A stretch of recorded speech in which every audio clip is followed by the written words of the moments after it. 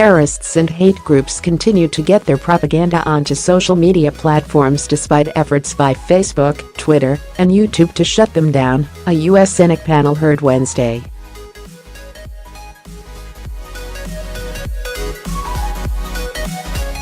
Islamic State, Al-Qaeda, and others have stepped up their use of bots and other methods to fight the artificial intelligence and algorithms the social media giants deploy to screen them out.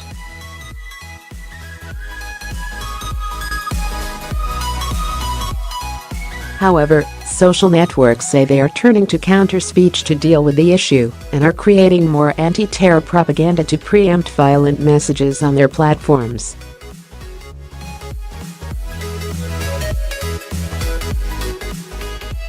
We believe that a key part of combating extremism is preventing recruitment by disrupting the underlying ideologies that drive people to commit acts of violence.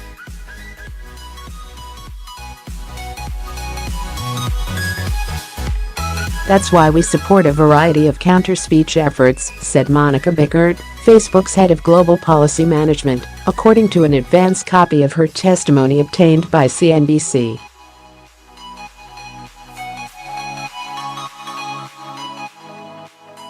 Bickert said that in addition to using image matching and language analysis to identify terror content before it's posted, the company is ramping up what it calls counter-speech.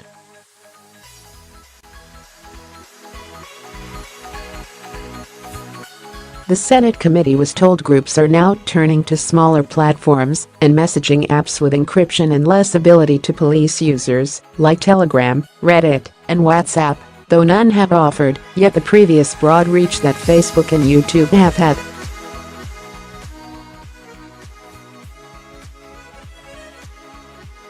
Nevertheless, the largest social media firms were pressed in a Senate Commerce Committee hearing Wednesday over their reliance on artificial intelligence and algorithms to keep their powerful platforms clear of violent extremist posts.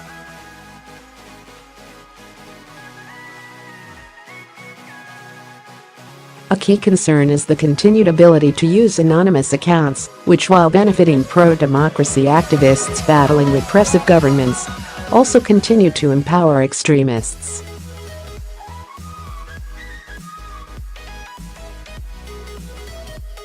These platforms have created a new and stunningly effective way for nefarious actors to attack and to harm, said Senator Ben Nelson, who said that crackdown efforts by the social media giants so far are not enough.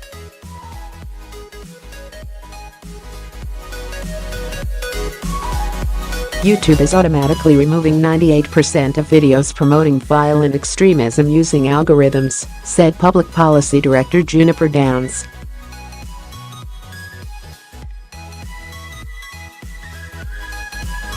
Facebook's head of product policy and counterterrorism, Monica Bickert, said that 99% Islamic State and Al-Qaeda-related terror content is detected and removed before anyone in our community reports it, and in some cases, before it goes live on the site.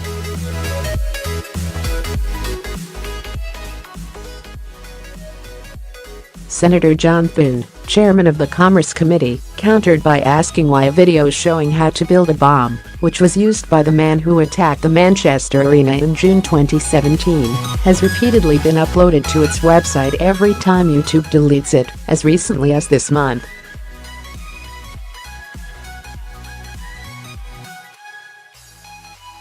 We are catching re-uploads of this video quickly and removing it as soon as those uploads are detected, said Downs.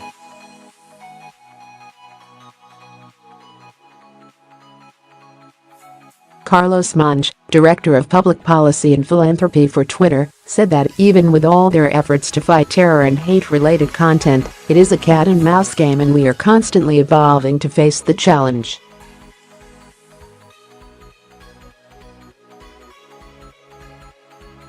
Clint Watts, an expert at the Foreign Policy Research Institute in the use of the internet by terror groups, testified that the efforts by the social media companies have been quite successful, but are still missing significant amounts of unwanted postings.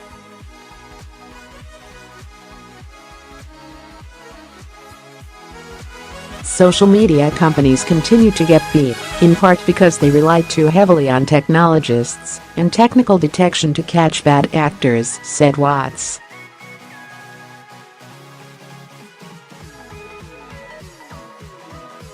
Artificial intelligence and machine learning will greatly assist in cleaning up nefarious activity, but will for the near future fail to detect that which hasn't been seen before.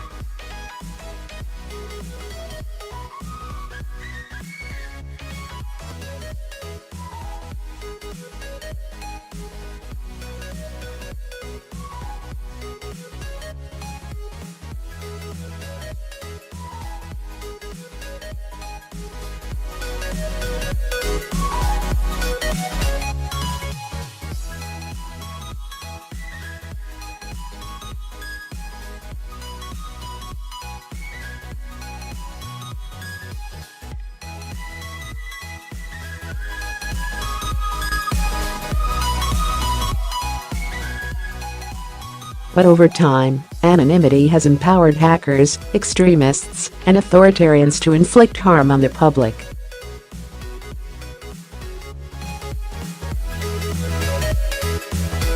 Monge illustrated the problem. Twitter, he said, believes that less than 5% of its 300 million accounts are fake.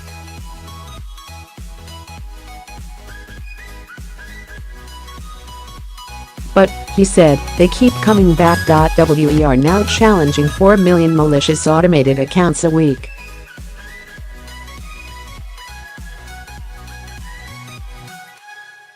Watts said extremist groups have nevertheless been frustrated by the effort to censor them on social media and are actively searching for new outlets.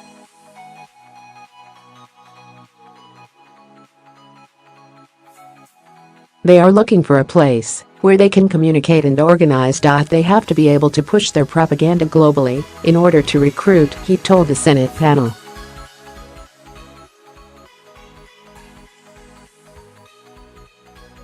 They are seeking a new home, but they just haven't found it yet.